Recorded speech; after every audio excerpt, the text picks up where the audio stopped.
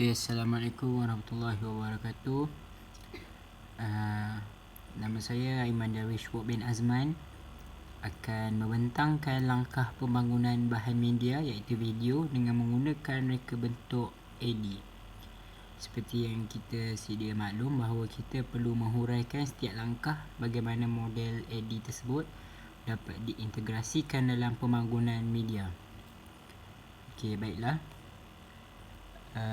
Apakah itu model AD?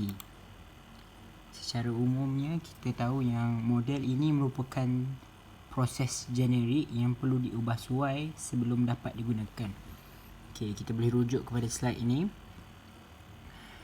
Model AD is primary purpose ensure consistent and systematic process for design and development of efficient and effective instruction. So memang tujuan utama kita menggunakan model AD ini ialah kerana untuk memastikan bahawa proses ini mempunyai konsistensi serta sistematik. Dan dari segi design dia serta dari segi reka bentuk dia serta pembangunan video ini sangat efisien serta efektif. Okey. Seterusnya pula kita berpindah, it is systematic in that each step has an outcome that fits the next step in the sequence. Macam kita sedia maklum bahawa setiap langkah dalam model ini mengandungi satu set soalan yang jawapannya menjadi asas kepada langkah seterusnya. Maksudnya dia menjadi saling melengkapi antara satu sama lain. Okey. Seterusnya, each stage is relying on successful completion of the previous stage. Okey, maksudnya kalau kita nak berjaya membentukkan model AD ni, kita perlu berjaya seawal langkah yang pertama. Okey, supaya baru boleh berjaya benda tu. Okey, seterusnya this video recording presentation provide an analysis using a model AD. Okey. Kita model AD ni seperti yang kita tahu, model AD mengandungi 5 peringkat iaitu analisis, reka bentuk, perkembangan, pelaksanaan dan penilaian. Dan model AD ni sebenarnya macam dinamik dan dapat diaplikasikan untuk menyediakan modul atau program latihan yang efektif. Okey, kita berpindah pula kepada analisis. Okey. Analisis ni merupakan fasa proses penentuan untuk mengenal pasti masalah yang ingin diselesaikan. Sewaktu proses analisis ini dijalankan, dia merangkumi 3 benda iaitu analisis terhadap pengguna, analisis terhadap persekitaran pembelajaran dan yang terakhir ialah kenal pasti matlamat pembelajaran. Okey. Kita berpindah pula kepada seterusnya iaitu fasa analisis dijalankan untuk mengkaji segala aspek keperluan dalam sesuatu pembangunan. Permulaan fasa ini melibatkan beberapa proses perancangan dan penentuan serta mengenal pasti masalah yang perlu diselesaikan. Proses analisis dilakukan bagi mencari punca masalah dan cara untuk mengatasinya. Di dalam fasa analisis pembangunan perisian multimedia web ini terdapat beberapa persoalan yang perlu diutarakan iaitu seperti apa yang kita sedia maklum. Okey, apakah produk yang akan dibangunkan? Produk yang akan dibangunkan ialah video kita tadi, video pembentangan tadi, video iklan yang mempunyai nilai murni. Itu ialah produk yang akan dibangunkan. Seterusnya pula, apakah objektif produk ini terhadap pengguna? Apakah objektif apa yang ingin disampaikan melalui produk ini kepada pengguna? Pengguna kita merupakan tahun 2 yang mengambil didikan moral. Siapakah pengguna sasaran? Kita telah jawab tadi bahawa pengguna sasaran kita ialah tahun 2. Apakah maklumat yang perlu dimasukkan? Okey, maklumat yang perlu dimasukkan sememangnya ialah bentuk nilai murni supaya mereka dapat pelajari dan menghayati nilai murni tersebut. Apakah fungsi dan keperluan yang diperlukan? Okey, antara yang perlu fungsi dan keperluan yang perlukan, kita memerlukan pelakon yang bagus supaya murid dapat memahami jalan cerita yang ingin disampaikan. Bagaimana produk ini distrukturkan, bagaimana video ini kita strukturkan. Kita strukturkan dengan langkah demi langkah suatu proses pembangunan. Okey, seterusnya kita pindah pula kepada proses analisis masalah.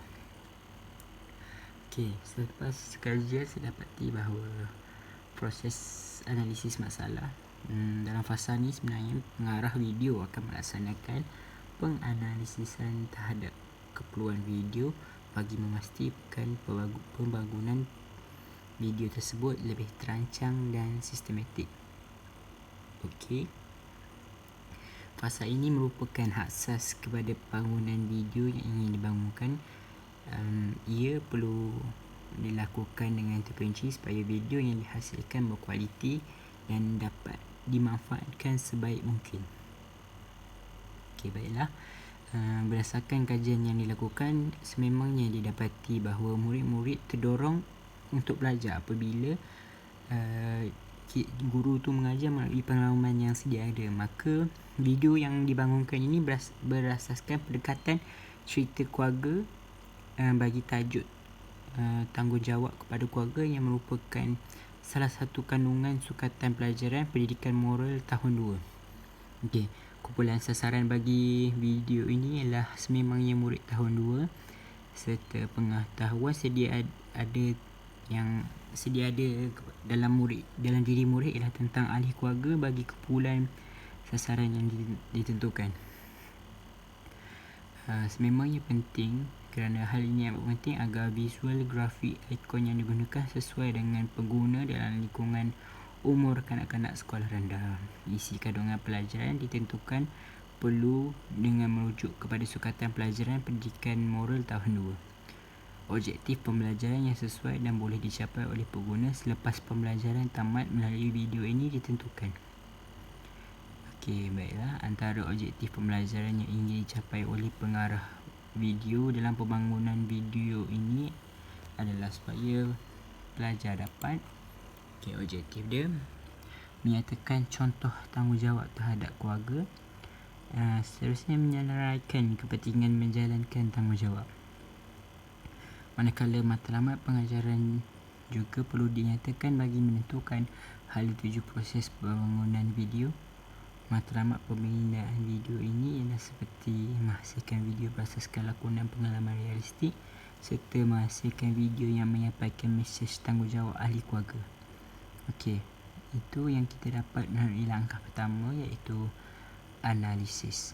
Seterusnya kita berpindah kepada Abu Zah. Seterusnya saya akan sambung model reka bentuk yang kedua, iaitu design atau dikenali sebagai reka bentuk. Pada fasa ini, reka bentuk ini menentukan kaedah instruksional yang ingin digunakan semasa pembangunan bahan media yang telah kami buat. Jadi kaedah instruksional ini sangat penting dalam pelaksanaan pembangunan sebuah video yang ingin kita bangunkan. Contoh kaedah yang telah digunakan adalah seperti penerokaan, penyelesaian masalah, simulasi, demonstrasi serta lakonan realistik. Jadi dalam kaedah ini kami telah pakai lakonan realistik untuk membangunkan hasil video yang ingin kami sampaikan. Jadi antara alatan yang digunakan, design yang kami guna adalah audio, video, aplikasi editor, komputer, internet dan sebagainya. Okey. Jadi seterusnya saya beralih kepada slide yang kedua. Dalam design pembangunan ini, design reka bentuk ini, langkah-langkah dalam fasa reka bentuk. Yang pertama, kalau kita lihat dekat sini adalah dokumentasi projek yang mengandungi reka bentuk berarahan, visual dan strategi reka bentuk. Yang kedua, aplikasi strategi pengarahan bergantung kepada sikap yang dipamerkan oleh pengguna seperti perkembangan kognitif, afektif dan juga psikomotor. Yang ketiga ialah membangunkan papan cerita. Maksudnya di sini seperti yang video yang telah kami reka bentuk, papan cerita yang dimaksudkan adalah daripada adegan pertama kepada adegan yang kedua. Okey. Yang keempat adalah mereka bentuk antara muka. Yang kelima, membangunkan prototype untuk menghasilkan video yang lebih lancar dan juga mempunyai pengurusan yang baik. Yang terakhir adalah menggunakan reka bentuk visual. Okey. Seterusnya, kalau kita dah kenal design, seterusnya kita beralih kepada development. Elemen yang ketiga yang terdapat dalam model reka bentuk ADDIE, iaitu development ni bermaksud pembangunan atau develop. Merupakan proses menghasilkan courseware yang telah direka bentuk, seperti membina dahulu papan cerita terlebih dahulu sebelum kita membangunkan cerita. Jadi dalam video yang telah kami pilih, jalan cerita untuk papan cerita daripada adegan pertama, adegan kedua memerlukan watak-watak yang diperlukan dalam adegan tersebut, dan kemudiannya akan membentuk grafik yang diperlukan, menentukan pula bahasa pengaturcaraan, bahasa yang digunakan. Dalam video yang telah dibangunkan, kami telah menggunakan kaedah pantomim, iaitu drama teater yang menggunakan bahasa suara luar tapi digerakkan dengan lakonan secara mengikut audio yang telah dilaksanakan.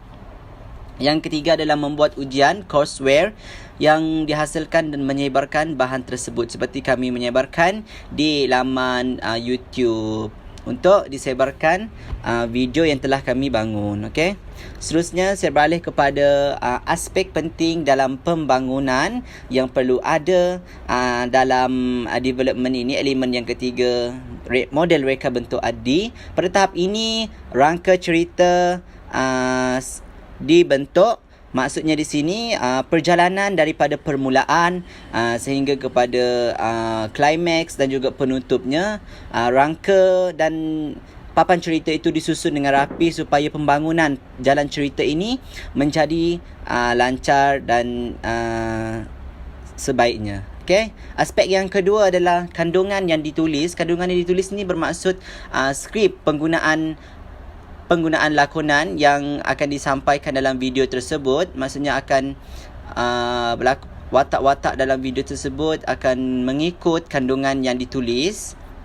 Okay, aspek yang ketiga adalah unsur teknologi diintegrasikan. Seperti yang kita tahu, teknologi yang telah digunakan untuk membangunkan video tersebut adalah menggunakan teknologi handphone telah digunakan untuk kami merakam babak-babak yang ingin dimasukkan dalam pembangunan ini. Yang kedua, tripod untuk memastikan kelancaran video tidak bergegar dan sebagainya.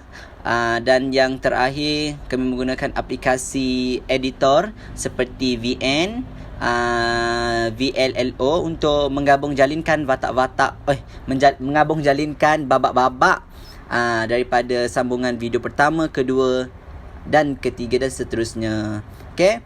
Dan aspek yang keempat yang penting dalam pembangunan ini adalah halaman maklumat dan pelajaran dibentuk untuk memastikan maklumat yang ingin disampaikan daripada video tersebut sampai kepada penonton, apa yang dimaksudkan dengan video tersebut. Okay. Saya rasa itu sahaja untuk model reka bentuk ADDIE untuk dua elemen, iaitu elemen design reka bentuk dan juga elemen yang kedua development, iaitu pembangunan. Saya serahkan kepada Sufiah untuk meneruskan elemen yang seterusnya dalam model reka bentuk ADDIE. Terima kasih kepada saudara Abuza. Okey, baiklah, seterusnya saya akan menyambung pembentangan daripada Wok dan Abuza, iaitu saya akan menyambung kepada elemen yang keempat daripada model ADDIE, iaitu I, implementation ataupun pelaksanaan. Apa yang dimaksudkan dengan pelaksanaan ini adalah peringkat pelaksanaan merujuk pada penyampaian sebenar model PDP, sama ada dijalankan di dalam kelas, makmal atau melalui komputer secara efektif dan efisien. Ini bermakna pada peringkat ini kita dapat melihat bagaimanakah bahan bantu mengajar itu diaplikasikan dalam proses pengajaran dan pembelajaran. Okey, baiklah. Berdasarkan video yang telah dibina yang bertajuk Daddy is a Liar tersebut, kami memilih untuk melaksanakannya di dalam set induksi bagi subjek pendidikan moral tahun 2 di bawah subjek unit yang ketiga iaitu tanggungjawab saya dalam keluarga. Hal ini dikatakan demikian kerana input di dalam video tersebut lebih menekankan kepada nilai murni iaitu tanggungjawab, di mana tanggungjawab yang ditunjukkan oleh seorang bapa terhadap anaknya ataupun keluarganya.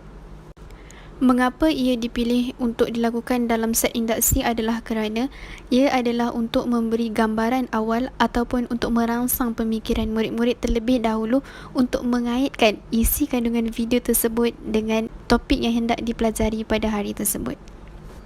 Jadi ini merupakan DSKP bagi pendidikan moral tahun 2 di mana kami memilih untuk mengaplikasikan video ini dalam unit yang ketiga iaitu tanggungjawab terhadap keluarga, di mana input-input di dalam video ini selari dengan standard pembelajaran yang dinyatakan tersebut, di mana menyenaraikan contoh tanggungjawab terhadap keluarga. Jadi berdasarkan video yang telah dibina itu, murid dapat melihat beberapa contoh tanggungjawab yang telah ditunjukkan oleh seorang bapa terhadap anak dan keluarganya. Jadi inilah cara kami menggunakan dan mengaplikasikan video ini dalam proses pengajaran dan pembelajaran. Baiklah, seterusnya kita sambung dengan elemen yang terakhir dalam model AD iaitu evaluation ataupun penilaian. Okey, apa yang dimaksudkan dengan penilaian ini adalah peringkat penilaian merupakan fasa untuk mendapatkan maklum balas pengguna terhadap keseluruhan perisian dan mengukur sejauh mana keberkesanan bahan pengajaran yang digunakan tersebut semasa proses pengajaran dan pembelajaran pada dunia bilik darjah yang sebenar. Maksudnya di sini, pada peringkat penilaian ini, penilaian itu dilakukan terhadap video yang dihasilkan dan terhadap murid ataupun pengguna yang telah menonton video tersebut. Okey, baiklah, penilaian ini dipecahkan kepada dua bahagian iaitu penilaian formatif dan penilaian sumatif. Apa itu penilaian formatif? Penilaian formatif ini lebih sinonim dengan penilaian dalaman. Penilaian formatif dijalankan semasa dalam sesuatu peringkat dan antara satu peringkat ke peringkat yang lain. Tujuan penilaian formatif adalah untuk meningkatkan dan membaiki tahap keberkesanan bahan pengajaran PDP yang telah direka. Ini bermakna penilaian formatif adalah membuat penilaian terhadap video yang dihasilkan tersebut melalui model AD ini. Maksudnya, dalam setiap model AD itu kita akan membuat penilaian dari segi A, D, D dan I terhadap bahan pengajaran tersebut. Seterusnya, untuk penilaian sumatif pula, apa yang dimaksudkan dengan penilaian sumatif adalah lebih sinonim dengan penilaian terhadap pengguna sebenar. Penilaian sumatif merupakan maklum balas daripada pengguna atau murid itu sendiri terhadap keberkesanan bahan pengajaran tersebut. Tujuannya bagi memastikan murid mendapat input yang disampaikan dan mencapai objektif pembelajaran. Maksudnya di sini, penilaian sumatif ini adalah dijalankan kepada pengguna atau murid itu sendiri yang mana menggunakan video atau bahan bantu mengajar tersebut.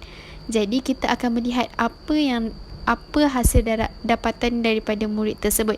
Apa yang video itu boleh memberi kepada murid tersebut. Adakah ia sampai ataupun tidak sampai. Adakah murid itu mampu menerima input pembelajaran daripada video tersebut ataupun tidak. Okey, jadi ini adalah merupakan contoh bagi penilaian formatif merujuk kepada model ADDI. Okey, jadi kita akan membuat penilaian melalui setiap peringkat tersebut. Okey, baiklah, dari peringkat pertama iaitu analisis. Apa yang kita nilai adalah dari segi isi kandungan dan fokus utama nilai murni yang hendak disampaikan dalam video tersebut adalah mudah difahami dan bersesuaian bagi murid tahun 2 ini.